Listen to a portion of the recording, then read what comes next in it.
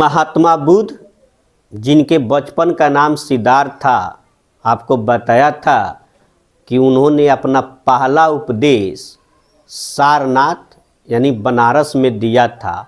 और यह घटना धर्मचक्र परिवर्तन कहलाता है। तो अशोक क्या था? बौद्ध धर्म मानने वाला था।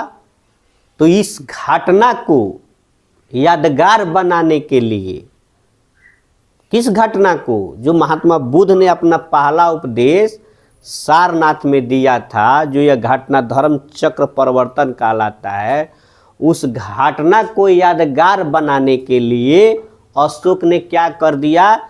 सारनाथ में एक विशाल बौद्ध स्तूप का निर्माण कराया कि ताकि वो घटना याद रहे। तो बुद्ध के याद में बनवा दिया एक विशाल बौद्ध स्तूप सारनाथ में। समझ गए इस बात को? तो सारनाथ के स्तंभ के शीर्ष पर 4 सिंह बनाए गए हैं। जो सारनाथ के जो स्तंभ है के शीर्ष पर क्या है? 4 सिंह हैं। आप पैसा पर देखते होंगे, जो हमारा भारत का राष्ट्रीय चिन्ह अशोक स्तंभ है, तो 3 शेर दिखाई देता है, एक पीछे वाला दिखाई नहीं देता है। तो 4 सिंह हैं। 26 जनवरी 1950 को जब भारत गणतंत्र बना, तो 4 सिंहों को, इस बनावट को राष्ट्रीय चिन्ह के रूप में स्वीकार किया गया। तो भारत का राष्ट्रीय चिन्ह क्या है? अशोक स्तंभ है। तो उसी 4 सिंह वाला चिन्ह को जब हमारा देश गणतंत्र बना, 26 जनवरी 1950 को ही तो बना, तो इसको भारतीय राष्ट्रीय चिन्ह के रूप में क्या कर लिया गया? स्वीकार कर लिया गया। तो भारत का राष्ट्रीय चिन्ह क्या है? ठीक। मौर्य काल के समय उच्च अधिकारियों को महामात्रा कहा जाता था। जो मौर्य काल के समय जो उच्च अधिकारी होते थे, उसको क्या कहा जाता था? महामात्रा।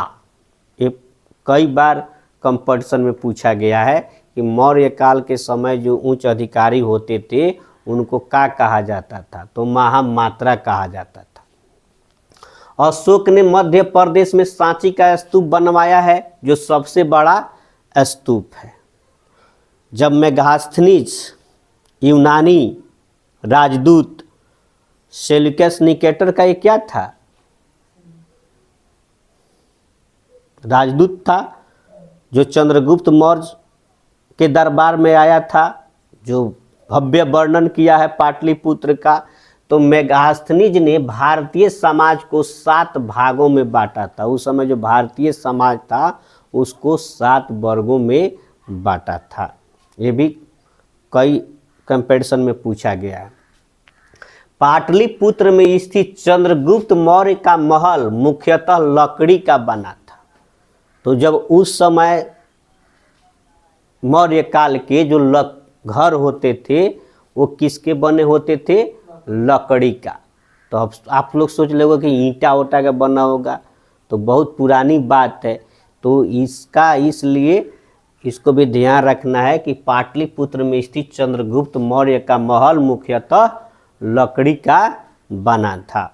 और मौर्य काल में सीता से तात्पर्य था। इस समय तो सीता से माँ सीता का हम लोग और समझते हैं। इस तरह सीता लिखा हो तो ये कोहड़ा हो जाता है, कद्दू कोहड़ा। और मौर्य काल में सीता से तात्पर्य था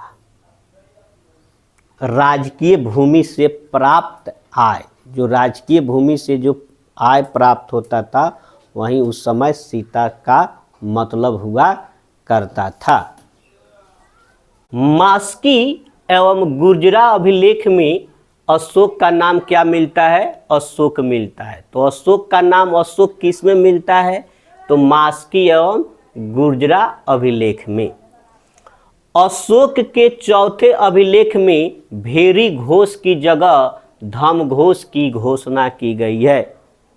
मैंने आपको पहले बताया था, जब कलिंग युद्ध हुआ तो इतना मार काट हुआ, कि उसने जो है साम्राज्य विस्तार की नीति छोड़कर भेड़ीघोष की जगह पर क्या कर लिया, धर्मघोष अपना लिया। तो अशोक के ये चौथे अभिलेख में है, अशोक के चौथे अभिलेख में भेड़ीघोष की जगह धर्मघोष की घोषणा की गई है। कलिंग की राजधानी कहाँ थी? तोसली, जिस पर अशोक ने आक्रमण किया था। कलिंग जो वर्तमान में उड़ीसा है, तो कलिंग की राजधानी उस समय कहाँ थी? तोसली, याद रखेंगे इसको।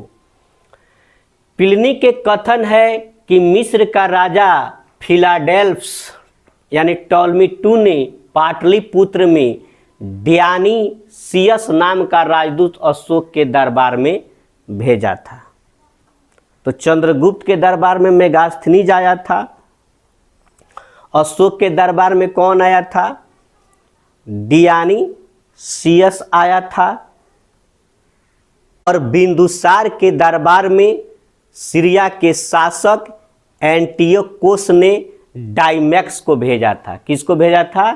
डाइमैक्स को। तो याद रखेंगे चंद्रगुप्त मौर्य के दरबार में कौन आया था? सेल्यूकस निकेटर का राजदूत मेगास्थनीज आया था, जिसने इंडिका लिखी थी। बिंदुसार के दरबार में कौन आया? सीरिया के शासक एंटियोकोस का राजदूत डाइमैक्स। और अशोक के दरबार में कौन आया?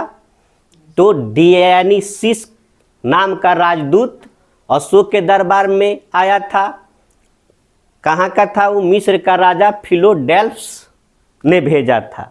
मिस्र के राजा फिलाडेल्फस ने अपने राजदूत डियानीसियस को अशोक के दरबार में भेजा। ये प्रश्न याद रखना है, पूछ लिया जाता है किसके कौन दरबार में आता है। बाद में हम एक उसका पूरा ट्रिक बना देंगे सारा, किसके दरबार में कौन आया, किसके दरबार में कौन आया। अशोक ने बराबर की पहाड़ियों में कर्ज, चोपार, सुदामा तथा विश्व झोपड़ी गुफाओं का निर्माण किया था। यानी आपको पहले भी बताया है कि अशोक न केवल बौद्ध धर्म को मानता था बल्कि सभी धर्मों का क्या करता था? सम्मान करता था। अशोक के जो पिता बिंदुसार थे वो आजीवक संप्रदाय के क्या थे? अनुयायी थे। तो इन्होंने क्या किया? अशोक ने आजीवक संप्रदाय के साधुओं के आवास के लिए बराबर की पहाड़ियों में जो गया जहानाबाद में है, उसमें जो है 4 गुफाओं का निर्माण कराया था। तो कौन कौन था गुफा? कर्ज, चोपार, सुदामा तथा विश्व झोपड़ी। ठीक है। अशोक के पौत्र दशरथ ने आजीवकों को नागार्जुन गुफा प्रदान की थी। तो दशरथ बताया था कि ये मौर्य वंश का भी एक शासक था, लेकिन इतना इम्पोर्टेंट इसने काम नहीं किया जो उसको मतलब देखा जाए, सुना जाए। लेकिन एक ही काम किया दशरथ ने। तो कौन काम किया? आजीवकों को नागार्जुन गुफा प्रदान की। आजीवकों को नागार्जुन गुफा दे दिया अशोक के पौत्र दशरथ ने। भारत में शिलालेख का प्रचलन सर्वप्रथम अशोक ने किया। शिलालेख यानी पत्थरों पर लेख। शिला मीन्स क्या होता है? पत्थर। तो इसकी शुरुआत सर्वप्रथम किसने की? अशोक ने। शिला पर, पत्थरों पर कुछ लिखना किसने शुरू किया? अशोक ने किया। अशोक के शिलालेख की खोज 1750 ईस्वी में पाद्रेटी फैनथेलर ने की थी। इसकी संख्या 14 है। तो अशोक के अभिलेखों की संख्या कितनी है? 14 है। और इसकी खोज जो है 1750 ईस्वी में पाद्रेटी फैनथेलर। एक और इसमें चीज है, कंफ्यूज मत होना। और 1837 ईस्वी में अंग्रेज विद्वान जेम्स प्रिंसेप ने इनके अभिलेखों को पढ़ा। ये पाद्रेटी फैनथेलर ने तो उसको मान लीजिए खोज किया, और उस पर जो कुछ लिखा था, जो ब्राह्मी में लिपि में लिखा हुआ था, ब्राह्मी लिपि को सर्वप्रथम किसने पढ़ा था? जेम्स प्रिंसेप ने। और अशोक के अभिलेख को भी सर्वप्रथम जेम्स प्रिंसेप ने ही 1837 में पढ़ा। लेकिन खोज और पढ़ने में अंतर है। खोज किसने किया? तो पादरेटी फैन थेलर। ठीक है। अशोक के स्तंभ लेखों की संख्या 7 है।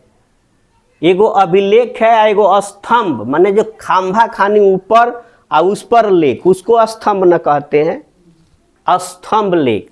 तो स्तंभ लेखों की संख्या 7 है जो ब्राह्मी लिपि में लिखी गई है।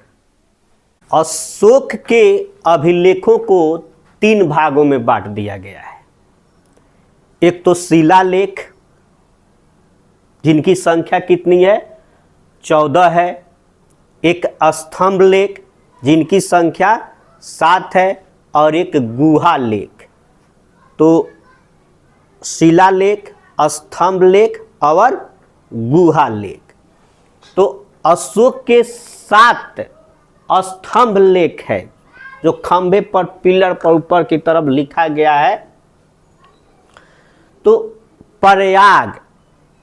प्रयाग स्तंभ लेख कहिए, चाहे कौशाम्बी स्तंभ लेख कहिए, जिसको कौशाम्बी अभिलेख को रानी का अभिलेख कहा जाता है। किस अभिलेख को रानी का अभिलेख कहा जाता है? कौशाम्बी चाहे प्रयाग स्तंभ लेख को। तो अकबर ने क्या किया? इसे कौशाम्बी से हटाकर इलाहाबाद के किला में स्थापित कर दिया। यानी अब ये कहाँ है प्रयाग स्तंभ अभिलेख? इलाहाबाद के किले में है ये। ठीक है। उसी तरह से दिल्ली टोपरा स्तंभ लेख, अभी ये भी दिल्ली टोपरा। तो इसको भी क्या किया? फिरोज शाह तुगलक द्वारा टोपरा से दिल्ली लाया गया। जो जिसको उस समय का जितना शक्तिशाली राजा था, इधर से उधर कर दिया इसको। तो ये टोपरा से अब कहाँ है? अब ये दिल्ली। तो इसलिए दिल्ली टोपरा स्तंभ लेख बोलता है, जो फिरोज शाह तुगलक द्वारा टोपरा से दिल्ली ला दिया गया। दिल्ली मेरठ स्तंभ लेख, इसको भी फिरोज शाह द्वारा दिल्ली लाया गया। मेरठ से कहाँ ला दिया गया? दिल्ली।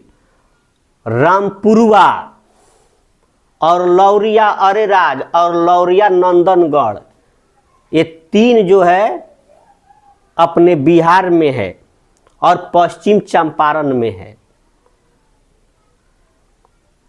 देख रहे हैं? तो रामपुरवा पश्चिम चंपारण का गौनाहा प्रखंड में है। ये गौनाहा प्रखंड में है। नहीं देखे हैं तो कभी जाइए लोग। गौनाहा प्रखंड में आपको 2 माने ऐतिहासिक स्थल देखने को मिलेंगे। एक गांधी आश्रम भिथियारवा, वो भी गौनाहा में ही है, और जस्ट उसके बगले में है, ज़्यादा दूर भी नहीं है, ये है रामपुरवा स्तंभ लेख। और इसकी खोज जो है 1872 में कार्लायल ने की थी। किसने खोज की थी? कार्लायल ने 1872 में रामपुरवा स्तंभ अभिलेख का। और उसी तरह से लौरिया अरेराज चंपारण में, लौरिया नंदनगढ़ पश्चिम चंपारण, जिस पर जो है मोर का चित्र बना हुआ है। लौरिया नंदनगढ़ हम लोग से तो बहुत ही नज़दीक है। लौरिया जाइए लोग। इधर के अगर लोग मेरे वीडियो देख रहे हैं, अभी तक आपने नहीं देखा है लौरिया नंदनगढ़, तो जाइए देखिए इसको।